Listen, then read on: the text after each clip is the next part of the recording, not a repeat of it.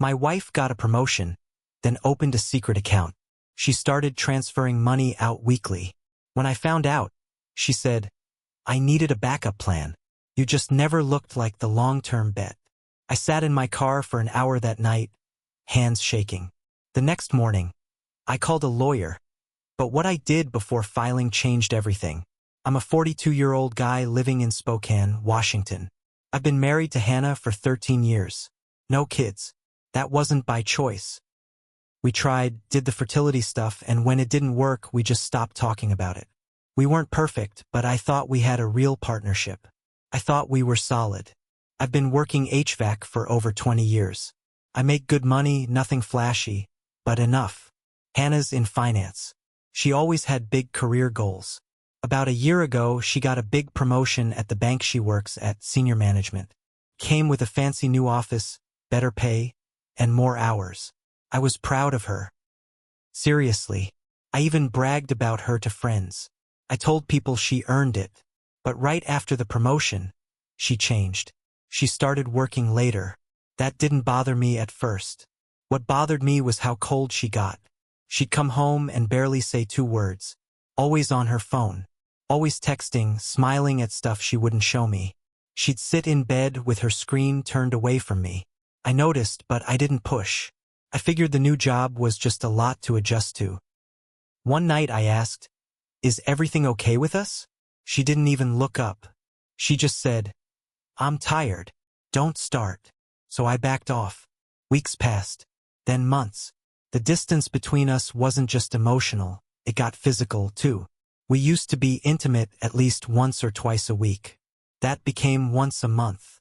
Then it stopped altogether. I brought it up once, and she said, "I just don't feel like it. You're making this weird." I felt embarrassed, like I was bothering her. Around that time, I noticed she was moving money. At first, I wasn't sure. I'd check her joint account and see weird numbers like even amounts vanishing. 1,000 here, another 1,000 there. Once a week, always on Fridays. I finally asked her straight up. She brushed it off. "I'm doing some investment stuff. Nothing serious. I'll explain later." She never explained. She just kept doing it. One night, she left her laptop open in the office. I wasn't even snooping. I was grabbing a bill from the cabinet. I saw a spreadsheet open. It had a list of transfers, same amount every Friday for the last several months. I stared at it and my stomach dropped. The account she was sending money to wasn't familiar. I copied the last 4 digits and walked out. That night, I barely slept. The next day, I called the bank anonymously and made up some crap about a notice I got in the mail. The woman on the phone confirmed the account was real and under Hannah's name only. Not joint. Private. I didn't confront her that night. I needed more. I started paying attention. I stayed up late after she fell asleep. I checked her old phone, the one she left in the drawer. It was still logged into our Wi-Fi. Her messages were backed up. That's when I saw it. She was talking to someone named Jason, a coworker. Their messages made it clear this wasn't just work talk. It was personal. It was sexual. I saw lines like, "He still hasn't figured it out. I'm draining him slow." And, "Once the house is in my name, we'll be free to do whatever we want." There was even one where Jason joked, "You get the house, I'll get the bed." I felt like throwing up. I saved everything. Screenshots, texts, emails. I printed the bank statements. I downloaded her spreadsheet. I created a folder on a USB drive and labeled it insurance. Then I played dumb. I said nothing. I kissed her goodbye before work. I made her coffee. I even cleaned her car one afternoon. She didn't suspect a thing, until I finally dropped the hammer. One night over dinner, I calmly slid the printouts across the table. She looked down, looked back at me, and didn't even flinch. "It's my money," she said. Just like that. I said, "You're moving it out of our joint account. I earn most of it now." I figured I'd protect it. Protect it from what? She put her fork down, wiped her mouth, and looked me straight in the face. "I needed a backup plan. You just never looked like the long-term bet." I sat there frozen. That moment broke something in me. I went out to my truck and sat in the driveway for over an hour. I didn't cry. I didn't yell. I just sat there with my hands clenched, staring at the steering wheel. That night, I didn't go to bed. I stayed up researching divorce lawyers. The next morning, I called one. Her name was Janet. She asked for a rundown. I gave her everything. She told me, we'll be ready to file, but don't tip your hand yet. So I didn't. I started moving fast. I pulled half our joint savings into a new account. Legal. My name was on it. I rerouted my paycheck. I canceled our shared credit card and opened a solo one. I stopped contributing to the mortgage. I knew she'd feel that eventually. Then I found out something else. She'd added Jason as a cosigner on a new account. I found the paperwork in our home printer tray. Sloppy. She was planning a full exit, money, house, clean break, with me left in the dust. So I acted. I made an anonymous call to her company's internal ethics hotline. I told them she'd been moving client funds using company systems during non-work hours. That part wasn't a lie. She used her work laptop to manage some of these transfers, and her spreadsheet had bank client data embedded in one of the sheets. I attached screenshots anonymously. Within a week, she got pulled into an HR investigation. She came home that Friday shaking, said she was under review, and they were auditing her system access. I acted shocked. I hope it's nothing, I said. She didn't look me in the eyes. A few days later, I packed a bag and moved into my brother's place. I left a letter behind.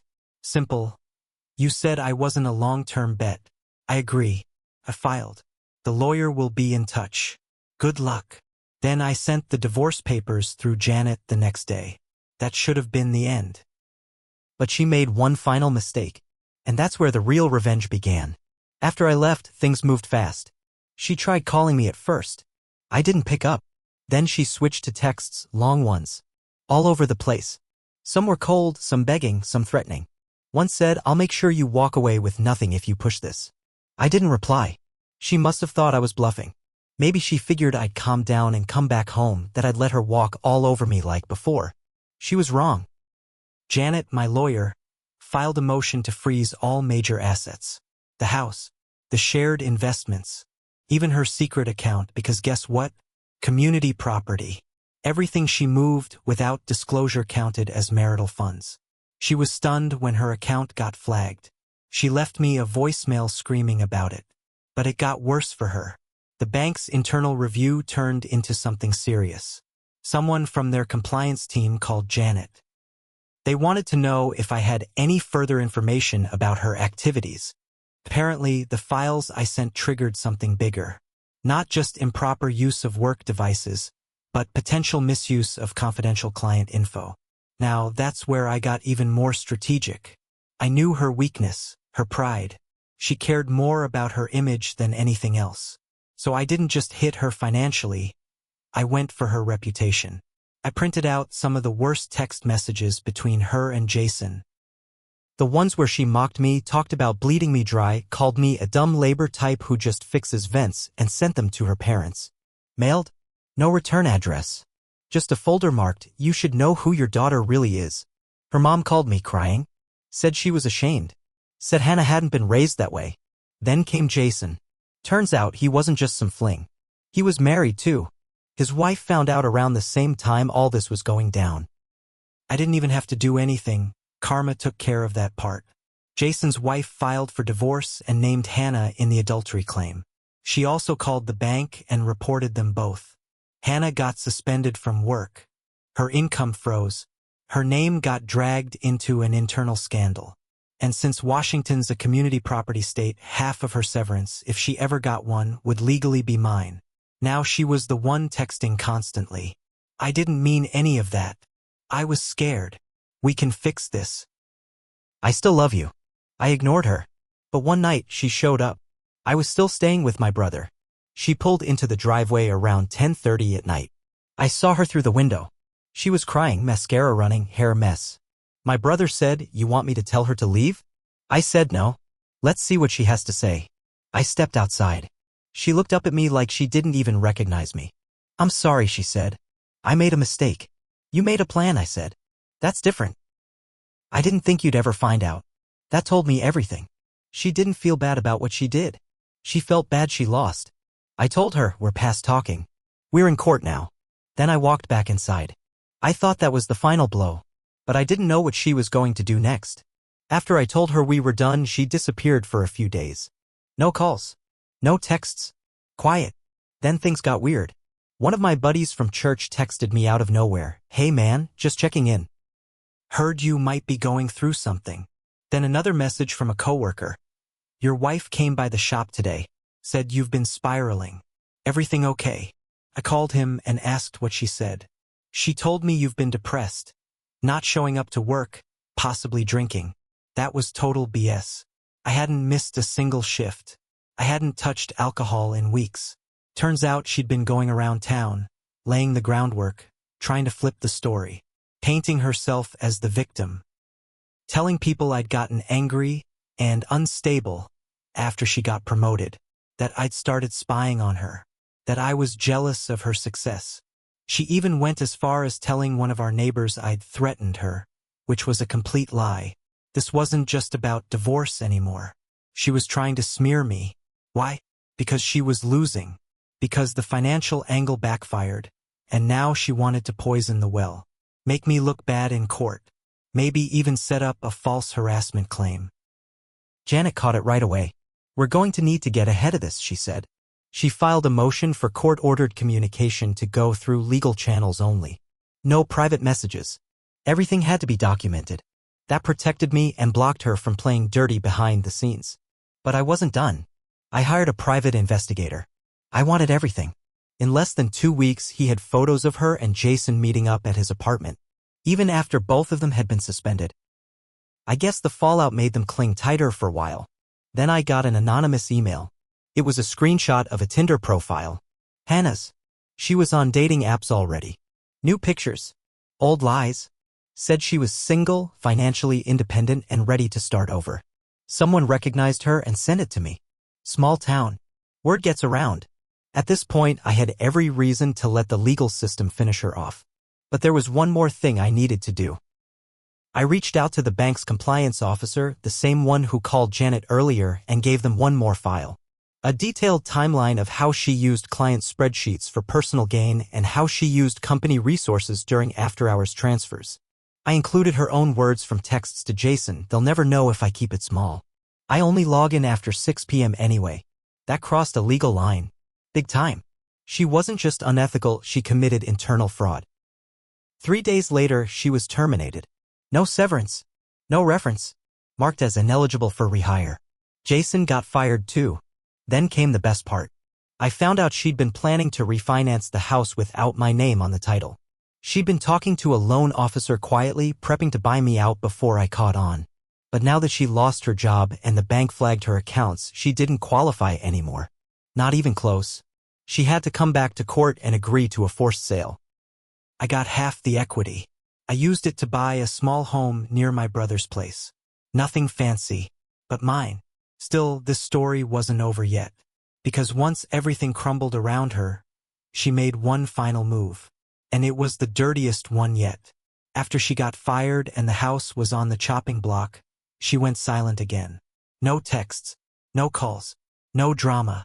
I thought maybe, just maybe, she'd finally back down. I was wrong. 2 weeks before our court hearing to finalize the divorce, I got a letter in the mail. Certified.